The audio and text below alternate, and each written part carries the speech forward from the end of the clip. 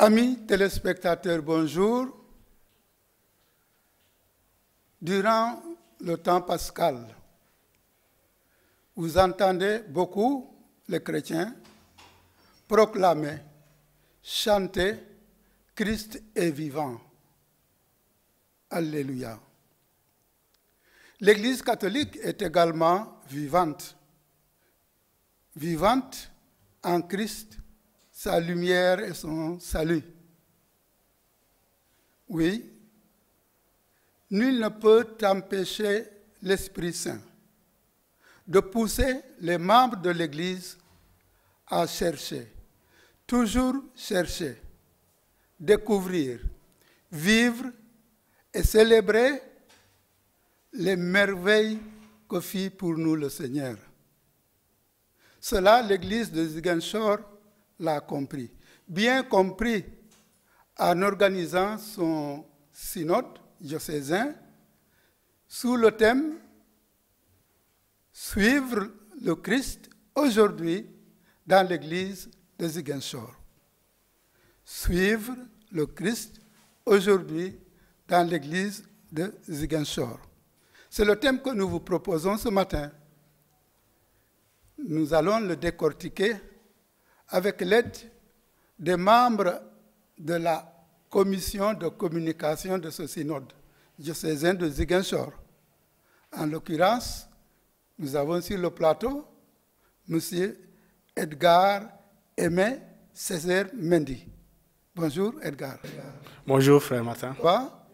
Alors que dites-vous aux téléspectateurs qui nous regardent? Bonjour aux téléspectateurs, bonjour à ce charmant public et bonjour en tout cas et dire merci déjà à la Sainte TV qui nous donne l'occasion de parler du synode diocésain.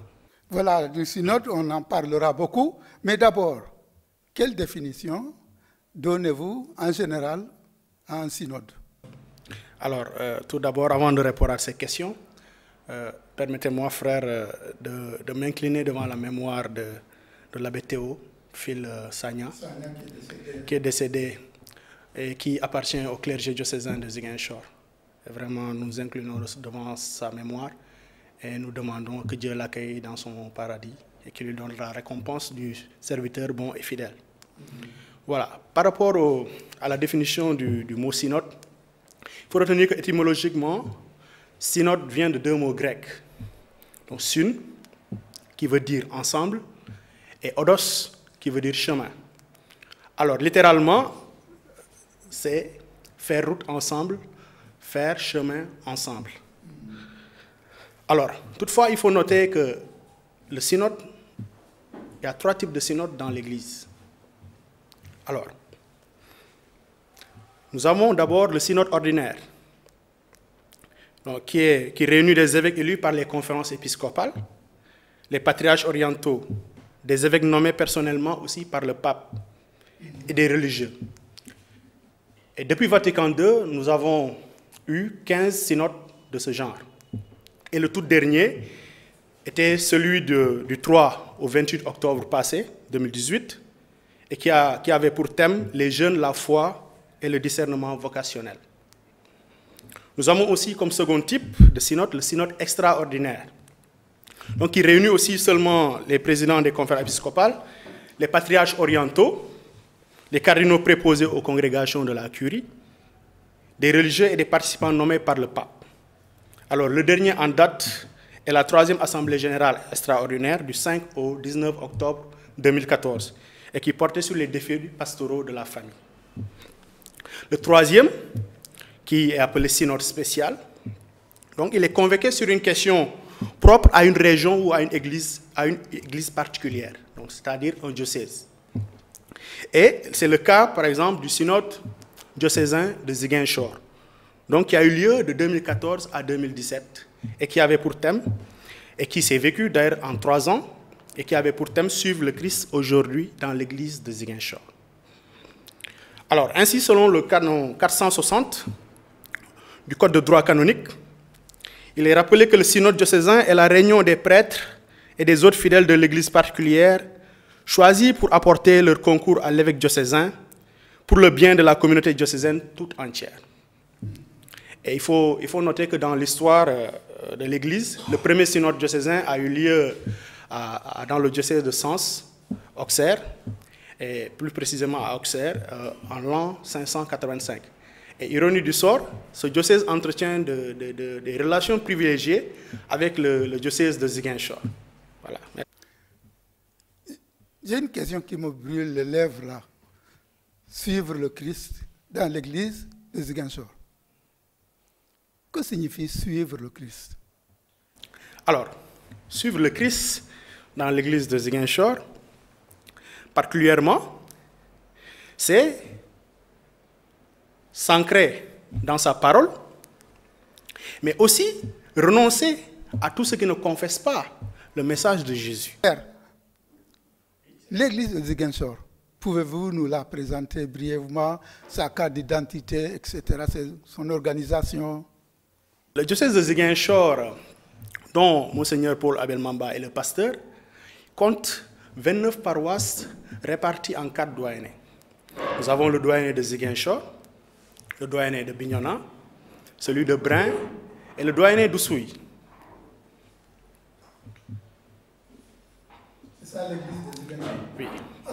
Dans cette église de Ziguinchor, vous avez parlé des prêtres, des religieux et religieuses. Quelle est la place des fidèles laïcs dans cette église de Ziguinchor? Alors, les laïcs dans l'église de Dieu qui est à Ziguinchor, il faut le noter, sont de véritables pierres vivantes et qui participent à la construction, et qui participent à la construction de l'église diocésaine, et ce, dans le contexte de la nouvelle évangélisation. Et il faut le noter que lors de la tenue du synode, ils ont vraiment été là et ils ont participé et leurs avis ont été recueillis et leur apport a été non négligeable. Vous avez dit que le synode s'est déroulé pendant 3 ans. Quels étaient ou quels sont les objectifs de ce synode? Alors, le synode qui avait pour thème suivre le Christ aujourd'hui dans l'église de Ziguinchor était une occasion, en tout cas pour la famille diocésaine, de s'arrêter et de s'interroger collectivement sur ce que signifiait réellement suivre le Christ. De même, ce synode, au cours de ces 3 années, s'est déroulé en 3 phases. Parce qu'il fallait d'abord sensibiliser, c'était la première phase. Et la seconde, c'était la phase de consultation avec les questionnaires. Et la troisième phase qui consistait en tout cas à faire la célébration du synode en tant que tel. Alors, cela a abouti à un document qu'on appelle le cahier du synode. Et ce document contient les décrets et recommandations et qui furent promulgués le 11 juin 2017 par son Excellence Monseigneur Paul Abel Mamba. Alors, ainsi, ce synode a permis de voir que cette marche à la suite de Christ nécessitait, comme je l'ai dit tantôt, un ancrage à la parole de Dieu et au sacrement, d'une part, une mise en pratique de cette parole par des actions concrètes, notamment à travers la prise en charge des besoins matériels et financiers du diocèse de Ziguinchor.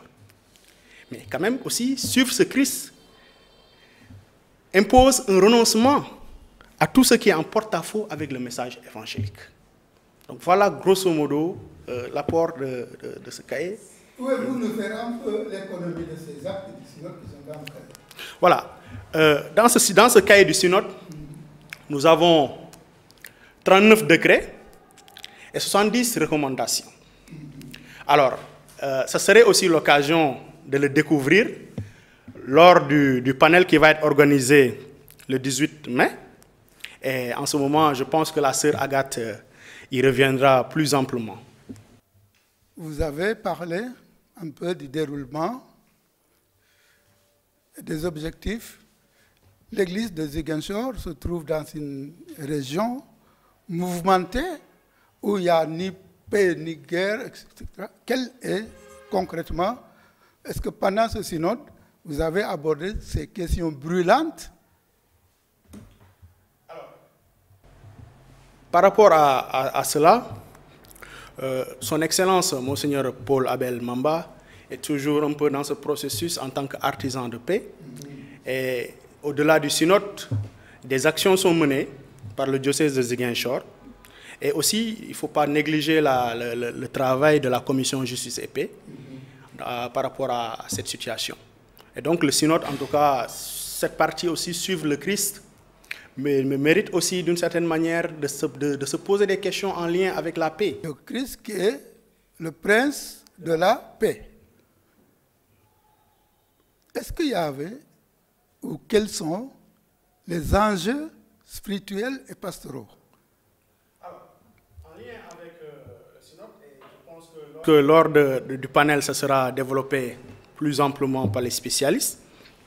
Alors, les enjeux, si je donne un exemple concret, nous en parlait un peu pendant ce synode des questions liées aux funérailles chrétiens, au veuvage, et les questions, en tout cas pastorales, liées à la messe du 8e jour, et que le synode a décidé tout bonnement de supprimer. Il n'y a plus de messe de 8e jour. Donc, à la place de cette messe de 8e jour, les familles pourront demander des messes de neuvaine, des messes ordinaires ou des messes de trentaine. Voilà. Et cela, c'est pour aussi dans le souci d'épargner. Et le constat est là, le gaspillage qui est là, et parfois, c'est des familles qui sont ruinées. Gaspillage. Est-ce que avant que la révérende sœur Agathe vienne sur le plateau, tu n'as pas un tout dernier mot par rapport aux téléspectateurs qui nous regardent, qui sont originaires de Ziguinchor ou qui ne le sont pas? L'Église n'a pas de frontières. Tout à fait. Quel appel? Alors, l'appel que je lance à tous les téléspectateurs, qu'ils soient originaires de Ziguinchor ou pas, c'est de venir massivement à ces journées qui sont les 48 heures de Ziguinchor et qui vont se dérouler à Saint-Pierre-des-Baobabs, notamment le panel, et par la suite le dîner de gala. La sœur Agathe viendra, le dira plus amplement. Et je les invite vraiment à venir massivement nous soutenir la famille diocésaine de Ziguinchor à travers ces activités. Merci, nous allons faire place à la sœur Agathe. Alors, bonjour sœur Agathe. Bonjour frère. Vous êtes de la famille des petites sœurs de maternité catholique. Vous êtes au Sénégal. Vous êtes Diola, Agathe Diata. Vous avez fait sûrement la Casamance, vous êtes né là-bas. Vous préparez quelque chose de grand par rapport à ce synode diocésain. Pouvez-vous nous présenter cet événement? Alors, avant de présenter, je rentre aussi dans le même sillage que Edgar. Voilà, en m'inclinant sur la mémoire de notre cher frère Abbé Théophile, paix à son âme, et en même temps de prier pour le diocèse de Ziguinchor qui est si éprouvé. Je salue aussi tous les téléspectateurs et téléspectatrices qui nous suivent en ce dimanche, jour du Seigneur, jour où nous magnifions sa résurrection. En effet, nous préparons un événement important. Je dis important parce qu'un synode, ça bouscule, ça remet en question, mais en même temps une orientation. Et c'est dans ce sens-là que nous, qui sommes de la région de Ziguinchor, mais qui sont en dehors de Ziguinchor, nous faisons le relais de nos frères qui sont à Ziguinchor pour pouvoir transmettre et informer tous les ressortissants de ce diocèse qui sont ailleurs pour avoir une même information. Je crois que c'est le rôle, c'est ça qui fait que ces journées-là ont été organisées. Et donc, l'événement des 48 heures de Ziguinchor se tiendra le samedi 18 mai jusqu'au dimanche 19 mai dans l'enceinte de l'église de Saint-Pierre de Dakar. Saint-Pierre de Baobab de Dakar. Alors, c'est initié par l'impulsion de plusieurs responsables de des associations catholiques de Ziguinchor qui sont à l'extérieur de Ziguinchor. Et dans cette édition, la place est sous le patronage de Monseigneur Paul Abel Mamba, qui est l'évêque de Ziguinchor, et en même temps de profiter de ce synode pour pouvoir faire le partage de ce synode. Donc, ce synode est placé sous le regard de ce synode qui a eu lieu en qui a été promulgué en 2017. Donc, les 3 ans de préparation et de travail sur ce synode-là ont donné des actes et des orientations que nous sommes le relais de pouvoir transmettre à nos frères et sœurs qui sont en dehors du diocèse de Ziguinchor. Tout faire quoi après? Eh bien, c'est une sensibilisation qui nous aidera à intégrer ces orientations et à pouvoir vivre. Nous sommes en dehors de Ziguinchor, mais nous sommes de là-bas, nous sommes de ce diocèse. Et quand il y a des événements, notamment des événements qui touchent une famille, nécessairement, on retourne à nos origines. Et quand on retourne à nos origines, comme chaque diocèse a son organisation, eh bien, c'est bien d'être informé de comment le diocèse s'est organisé pour qu'on puisse mieux s'impliquer. Je me dis, quand on est informé, on a moins de questions à se poser et l'intégration est plus facile. Et donc, c'est ce souci-là qui nous habite, qui fait que nous souhaitons que le maximum, si ce n'est pas tous les ressortissants de ce diocèse, qu'ils soient informés d'ores et maintenant, là, comment le diocèse compte s'organiser maintenant pour différentes choses, pour les funérailles qui touchent plus les gens, parce que c'est ça qui nous déplace le maximum d'ici pour aller là-bas. Mais voilà, on sait un peu comment on vit ces funérailles-là, comme il y a autre chose. Et moi, je prends l'exemple là, parce que l'exemple... Oui, les funérailles et le veuvage, oui. Mais c'est des questions qui nous touchent tellement de près. Il y a d'autres qui nous touchent de près, mais je prends cet exemple-là, qui fait que il y a tellement de pratiques, il y a des pratiques religieuses et des pratiques profanes, mais alors de voir comment le synode a été éclairé dans cette parole de Dieu-là pour voir dans ces pratiques-là qu'est-ce qui est évangélique et qu'est-ce qui peut être évangélisé encore. Et si nous sommes informés, eh bien on rentre dans cette pastorale d'évangélisation qui nous aide à nous conformer à la parole de Dieu et en même temps à vivre notre vie chrétienne normalement.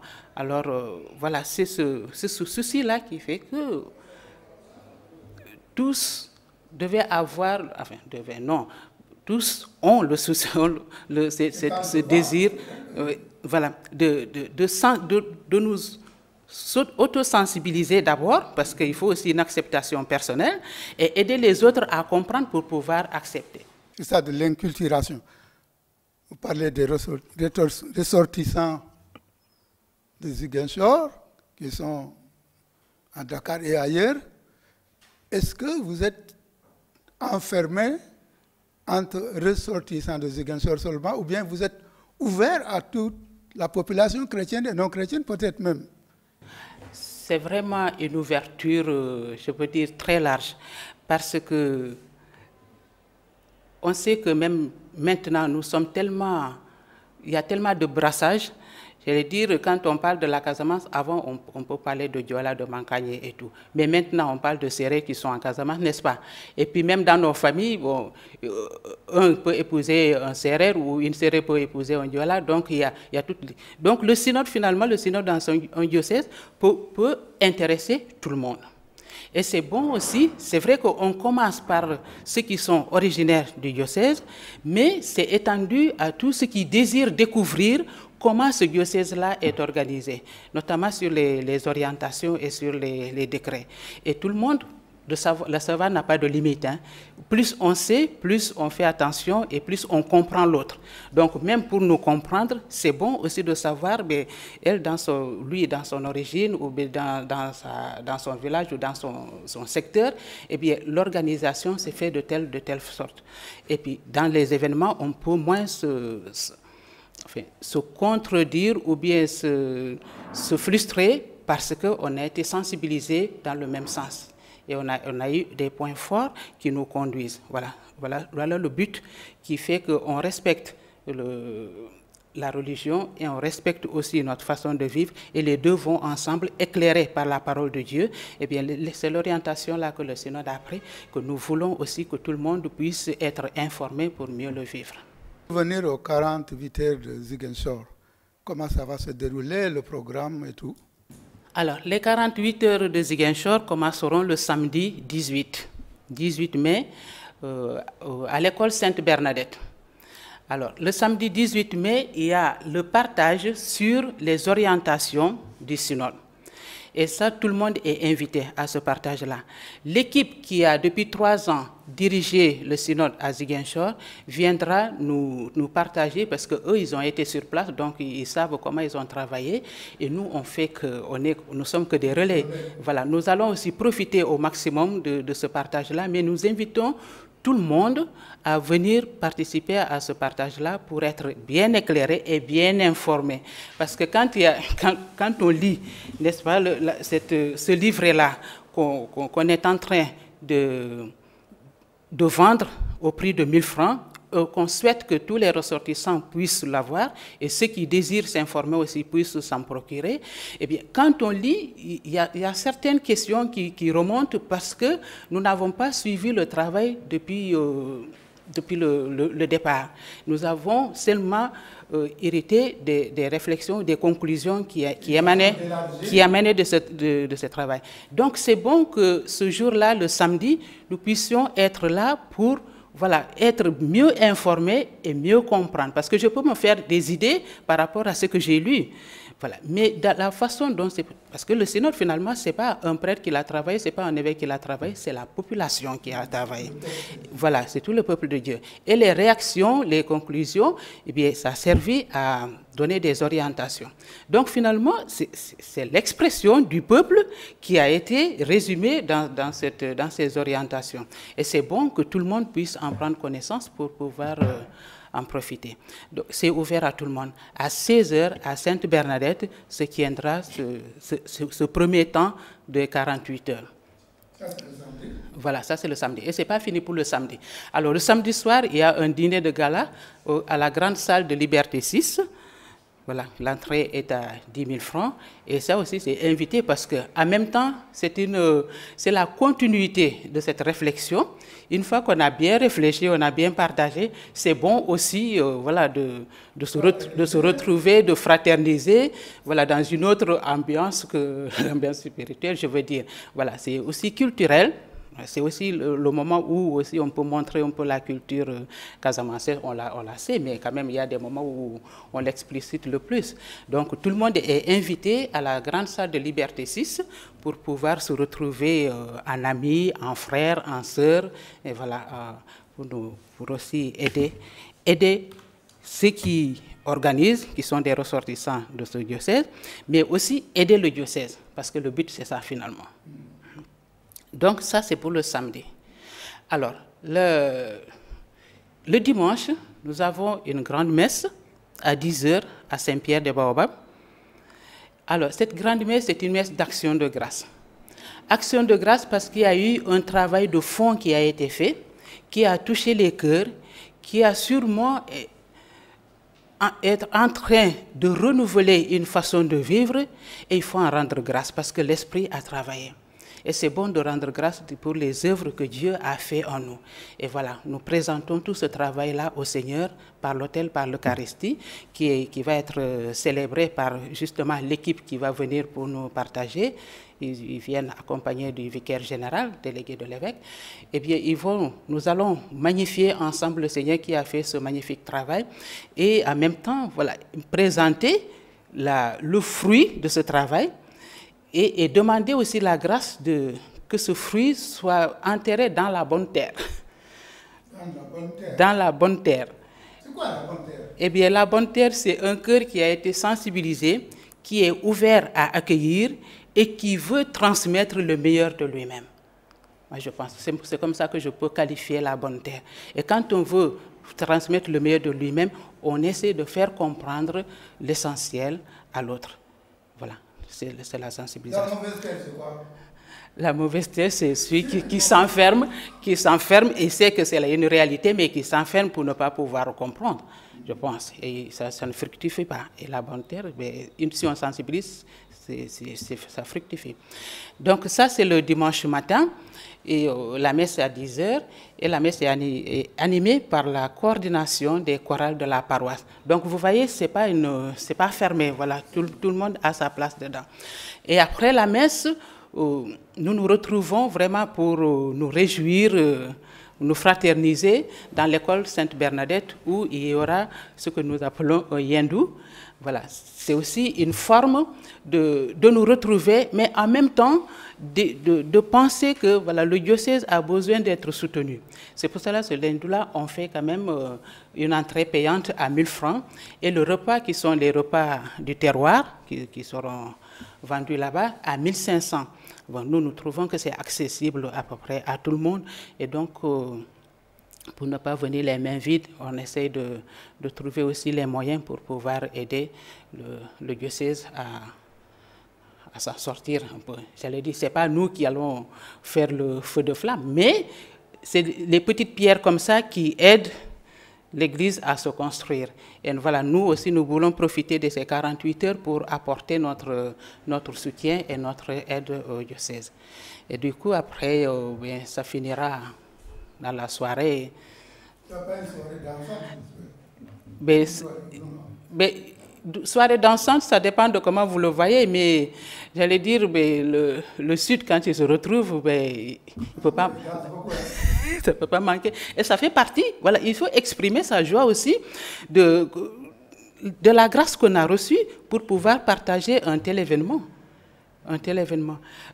Moi, je trouve que, enfin, moi, je me réjouis énormément des résolutions, même si je n'ai pas tout compris. Je n'ai pas tout compris, j'accepte que je n'ai pas tout compris. Voilà, j'accepte que je n'ai pas tout compris et c'est pour cela que j'invite à ceux qui ont compris et ceux qui n'ont pas compris qu'on se retrouve. Ceux qui ont compris expliquent à ceux qui n'ont pas compris pour pouvoir comprendre. Et j'allais dire, quand on comprend, le dialogue est mieux, passe mieux et on arrive mieux à s'adapter les uns les autres. Et la communion, c'est parce qu'on s'est compris qu'il y a la communion. Quand on ne se comprend pas, la communion est un peu difficile. Alors, pour finir, avec cette première partie, alors, pour finir, quelles sont vos attentes par rapport à ces 48 heures de Dakar? Tu dis de Dakar, de Ziguinchor. De Ziguinchor, qui se passe à Dakar, voilà. On peut aussi l'exprimer comme on souhaite. Hein. Ça peut être les 48 heures de Ziguinchor et les 48 heures pour Ziguinchor. Voilà. Pour 48 heures pour Ziguinchor, nous sommes à Dakar, nous faisons 48 heures pour Ziguinchor. Voilà. Alors, les attentes, c'est que, puisque ces 48 heures-là regroupent quand même plusieurs associations, ces associations sont des ressortissants du diocèse de Ziguinchor qui sont à Dakar ou dans les diocèses environnants, c'est de pouvoir les fédérer pour faire un travail commun. Voilà, pour faire un travail commun avec le même objectif, c'est de soutenir les œuvres pastorales de l'évêque dans son diocèse. Et donc, si tout cela passe, il faut avoir une bonne compréhension. Pour avoir une bonne compréhension, c'est l'ouverture du cœur et de l'ouverture de l'esprit pour pouvoir accueillir ce que le Synode a dit et puis collaborer, travailler en collaboration pour pouvoir arriver à l'unicité de ces différentes associations qui sont, dans chacun son souci d'aider, mais là, si on se réunit, on a plus de force. Quand on est ensemble, on a plus de force pour pouvoir travailler. Alors, c'est aussi une attente. Et faire le maximum de sensibilisation possible pour que vraiment que chacun ne soit pas en dehors de cet événement. Voilà. Même si on ne peut pas venir à cause des aléas de la journée, mais qu'on puisse être informé et être au courant de ce qui se passe. Je crois que c'est très important aussi. Votre dernier appel? Alors, ce que j'aurais dit à ceux et celles qui m'écoutent aujourd'hui, en tant que baptisés, nous sommes chargés à participer à l'évangélisation des peuples. Et il y a plusieurs modes d'évangélisation. Pour l'instant, nous, notre façon d'évangéliser, c'est de permettre à tous de pouvoir bénéficier de ces orientations du synode. Et pour comment le permettre? On a essayé, au niveau des paroisses, de faire passer une annonce pour justement informer les gens. Alors, cette annonce-là peut être accueillie par les annonces paroissiales. Et comme on sait aussi que dans les paroisses, il y a tellement d'annonces, ça peut passer aussi inaperçu. Eh bien, on utilise aussi les réseaux sociaux pour pouvoir atteindre le maximum. Alors, ce que je demande à ceux qui accueillent, qui font bon accueil à ce message-là, pour l'intérêt qu'ils portent sur leur diocèse. Nous sommes à Dakar présentement dans un diocèse, mais nous venons de notre diocèse. Et quand il y a un événement d'un diocèse, c'est aussi l'événement de l'Église.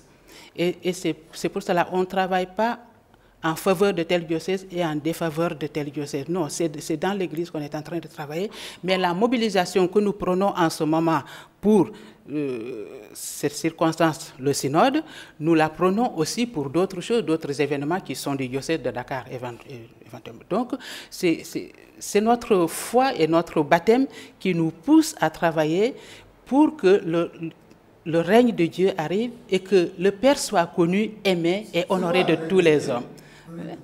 Et bien, le règne de Dieu, moi, comment je le comprends, c'est accueillir la bonne nouvelle qui nous rejoint dans notre vie profonde et qui se transmet, mais en nous transformant, nous transmet par des œuvres, des œuvres caritatives et des œuvres de charité et des œuvres d'autres. Moi, je trouve que c'est le règne de Dieu puisqu'on annonce des œuvres de paix. Alors, de ce que je voulais aussi dire, que cette rencontre-là, que ce soit le samedi ou que ce soit le dimanche, c'est en même temps une rencontre d'église et en même temps une rencontre culturelle. Parce que nous sommes dans une culture et on exprime aussi notre culture. Et le synode aussi a travaillé sur la culture, comment évangéliser la culture. C'est aussi bon que nous qui sommes de cette culture-là, nous soyons évangélisés, mais en même temps nous montrons le côté évangélique de cette culture aux autres. Alors on invite tout le monde à être avec nous le samedi 18 à Sainte-Bernadette, le soir au dîner de gala à la grande salle de Liberté 6, le dimanche à la messe à 10h à Saint-Pierre et on finit la journée, il y aura tout pour tout le monde. Il y aura assez pour tout le monde. Tout pour tout le monde. Alors les 48 heures de Ziguinchor qui se passent à Dakar se passent également en plein temps de Ramadan pour les musulmans.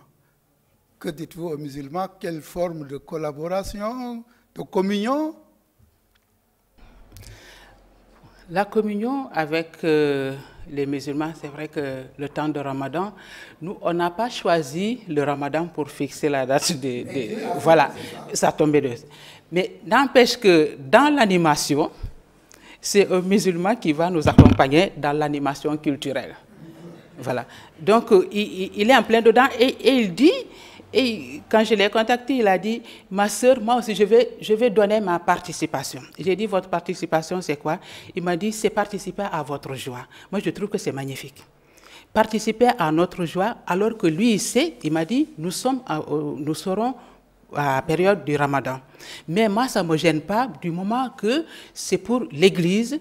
Eh bien, moi aussi, ma contribution pour l'Église sera voilà, de donner aussi ma partition dans ce sens-là. Je trouve que c'est vrai et je le remercie énormément. Et puis, je demande que le Seigneur les accompagne dans cette période de retour à soi et puis de partage d'expérience. Ma soeur, c'est ça vraiment le Sénégal, le dialogue de vie, gare à ceux qui essayent de le détourner. Nous allons marquer une petite pause et nous reviendrons sur le plateau.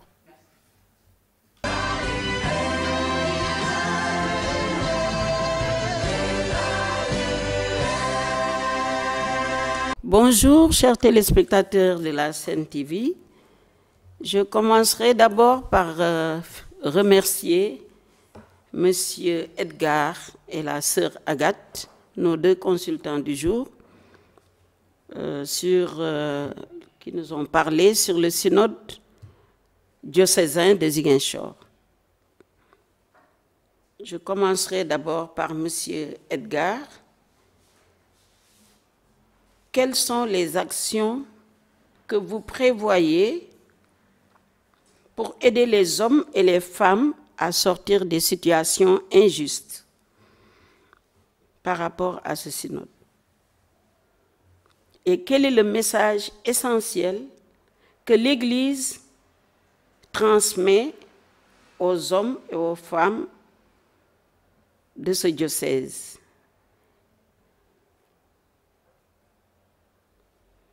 Est-ce que ce message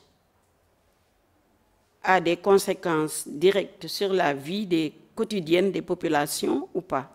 Pour la sœur Agathe, félicitations et merci pour l'invitation. Nous savons que l'Église appelle les hommes à changer leur cœur. Qu'est-ce que vous envisagez par rapport à la conversion du cœur? Parce que c'est bien de faire participer les personnes, les chrétiens, au synode, mais quel sera le suivi pour leur permettre de changer leur cœur? Quand nous savons ce qui s'est passé à Ziguinchor et les problèmes qu'il y a eu au niveau de la Casamance, qu'est-ce que vous mettez en exergue par rapport au pardon et à l'amour que nous devons avoir les uns pour les autres? Et est-ce qu'il faut aussi, vous avez pensé à l'éducation, à la tolérance et à la paix? Merci. Merci pour ma sœur et aux consultants du jour.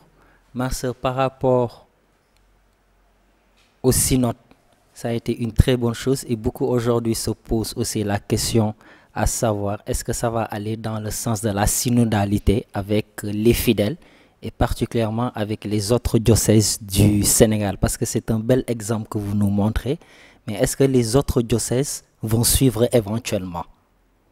Ensuite, parlant de la Casamance, nous sommes beaucoup touchés quant au processus de paix.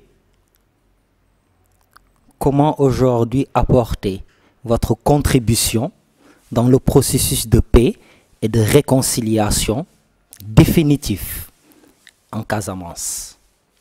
Et l'autre question que les téléspectateurs de la Sen TV aimeraient savoir, quelle est l'idée principale qui vous a poussé aujourd'hui à en arriver aujourd'hui à ce synode diocésain de Ziguinchor? Je vous remercie. Voilà, merci au charmant public qui a posé des questions. Alors, Edgar nous a posé 3 questions. Les réponses? Alors, j'aimerais d'abord dire un grand merci à Mme Jeanne Diop et à M. Marcel Bandiaki pour les questions. Alors, concernant la première question, Mme Jeanne m'interpellait sur les actions qui sont prévues pour sortir les fidèles des pratiques injustes. À l'intérieur du cahier du synode, dans les recommandations, il est prévu que les prêtres, dans leur accompagnement pastoral, s'imprègnent des réalités culturelles. Parce que, comme on dit, il ne faudrait pas jeter l'eau sale avec le bébé. Alors, l'eau sale du bain avec le bébé. Et ce serait intéressant, alors, c'est à partir de ce moment que les prêtres donc, feront des accompagnements pastoraux et observeront en tout cas les cultures afin de s'y imprégner et de les mettre en tout cas en lien avec le message évangélique et voir s'ils ne sont pas en porte-à-faux. Alors, par rapport à la seconde question, donc le message essentiel que l'Église transmet à travers ce synode. Le message essentiel de ce synode, je pense, et c'est ma réponse personnelle, que c'est un message de vérité. Vérité, vérité du Christ. Alors, c'est comme un miroir. Par rapport à nos pratiques, si nous regardons Jésus-Christ, nous sommes à même de savoir si nous sommes sur le bon chemin ou sur le mauvais chemin. Alors, donc c'est la suite du Christ, comme je l'ai dit tantôt, nous impose parfois des sacrifices. Des sacrifices qui nous poussent et qui, en tout cas, qui nous amènent à abandonner certaines pratiques qui, en tout cas, ne confessent pas le nom de Dieu. Par rapport aux répercussions positives, alors, il y a eu des personnes qui ont vécu le veuvage. Au lieu de 1 an qui était prévu, certaines femmes ont vécu le veuvage de 3 mois. Et d'après les informations que nous avons eues, certaines se sont senties quand même assez soulagées de cela. Et par rapport au poids qui existait déjà dans la tradition, certaines ont vu que c'était quand même une bonne chose. Alors, les réticences, il y en a toujours, il y en aura toujours, et avec l'aide de la prière, je pense que leur cœur sera touché par le message du Christ, et ils viendront à de meilleurs sentiments et pourront en tout cas adopter les recommandations et décrets de ce synode. Voilà. Je pense que j'ai répondu aux questions. Et puis voilà, je remercie encore une fois Mme Jeanne Diop pour ces questions et à M. Marcel Pandiaki. Alors, place à la sœur Agathe. Alors, ma sœur, on vous a posé quelques questions. Pouvez-vous nous donner quelques réponses? Alors, merci à Mme Jeanne et à Marcel. Leur question nous permet aussi de revenir sur certains aspects. Mais je dis tout de suite que ce qui nous a amenés ici, c'est la préparation et la mise en œuvre de cette information générale sur le synode qui s'est tenu à Ziguinchor. Il est vrai qu'une action positive, transmise et divulguée au maximum aidera beaucoup à voir clair et à changer de comportement. Mais je pense que quand on lit le cahier du synode, il y a des décrets du synode et des recommandations.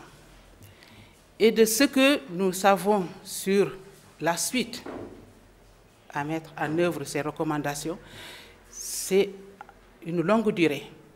Et donc, ils sont en train de travailler point par point, vraiment de savoir comment mettre en pratique. Je trouve que cette façon de faire rejoint chacun, parce que chacun va y réfléchir dans la situation où elle vit présentement. Maintenant, ce qui m'est demandé,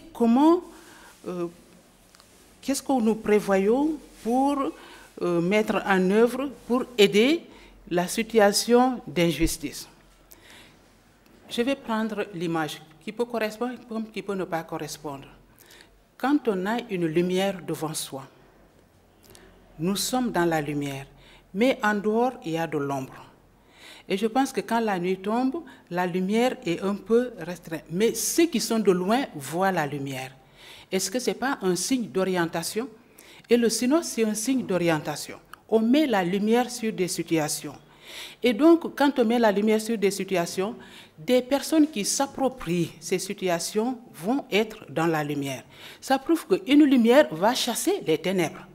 Et ça, pour chasser une ténèbre qui est dans notre vie, ce n'est pas facile. Et donc, il rencontre des réticences qu'on trouve que c'est bien normal. Et c'est pour cela, d'ailleurs, on convoque le maximum à venir s'informer de ce temps de partage pour justement aider la réflexion et orienter vers cette réalité que tous savent que c'est une bonne réalité. Et ce qu'on ne doit pas oublier, c'est que les questions ont été travaillées à la base. Donc, les communautés de base ont eu le temps de dire, eh bien, dans cette situation, c'est comme ça que nous vivons. Mais ce que nous aurions souhaité, c'est de vivre de telle ou telle manière conformément à la parole de Dieu, parce qu'ils mettent en exergue la parole de Dieu. Et une fois que cela est fait, c'est regrouper pour dire, voilà, tel domaine, nous allons... Le maximum qui a été regroupé comme réaction positive, c'est ça? Le maximum qui a été regroupé comme réaction négative, c'est ça? Et on regroupe et on donne une orientation. Et cette orientation-là est valable pour tout le monde. Mais il faut la comprendre pour y adhérer. Voilà, c'est ça le sens du partage de ce qui va se faire le samedi. Maintenant, si dans cette expérience de partage de travail à la base, ça a touché ma vie, ce sera ma vie dans ce que je suis aujourd'hui. Et ma vie dans la lumière comme dans l'ombre. Et quand ça va éclairer. Et il s'agit donc à moi d'être vrai dans ce que je vais partager et dans ce que je vais dire comme acte.